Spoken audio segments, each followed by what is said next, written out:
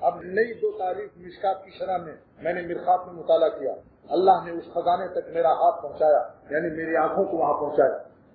دوسری تعریف ملا علی قاری محدث عظیم جنت المالا میں آرام کرنے والا، مکہ شریف کے اندر مدفون ہیں، ہرات کے رہنے والے مجدد زمانہ محدث عظیم فرماتے ہیں کہ کریم کے دوسرے معنی ہیں متفضل بلا مسئلۃ ولا وسیلۃ، جو مہربانی کرتے بغیر مانگے اور مہربانی کرتے بغیر وسیلہ کے، کوئی وسیلہ سہارا نہیں، اس کو بھی کریم کرتے۔ المتفضل بلا مسئلۃ ولا وسیلۃ، بلا مسئلۃ ولا وسیلۃ، جو بغیر سوال کے دے دے اور بغیر وسیلہ کے دے دے۔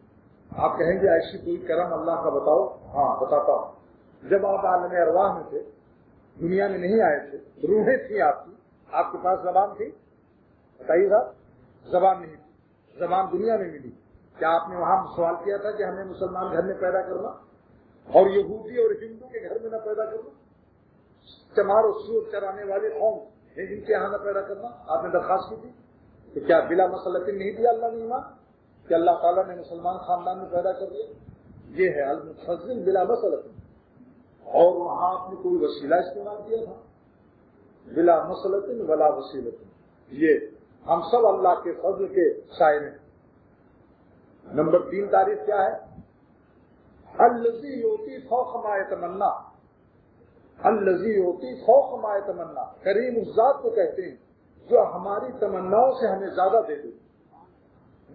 جیسے ایک آدمی نے ایک آدمی سے کہا ہمیں ایک بوتل شہد دے دو، بوتل بھی لایا تھا، وہ تھا کریم، اس نے خادم سے کہا اس کو 2 من کی مشق دے دو شہد کی، تو اس نے جلدی سے پیٹ پر لادا اور بھاگ گیا۔ کہا چلو یہ تو اچھا ہوا، ایک بوتل مانگا پوری مشق مل گئی، 2-3 بوتل کو پیئیں گے باقی بیچیں گے مالدار بھی ہو جائیں گے۔ تو خادم نے اعتراض کیا کہ بوتل مانگنے والے کو آپ نے 2 من کی مشق کیوں دی؟ تو اس کریم نے کہا کہ اس نے وہ ایک بوتل مانگا اپنے ضرف اور اپنی قابلیت سے، اور میں نے اس کو 2 من شہد دیا اپنے کرم کے تقاضے سے، اپنی قابلیت ہے۔ اس نے اپنے ضرف سے مانگا 1 بوتل، میں نے اپنے ضرف سے اس کو کتنا دے دیا؟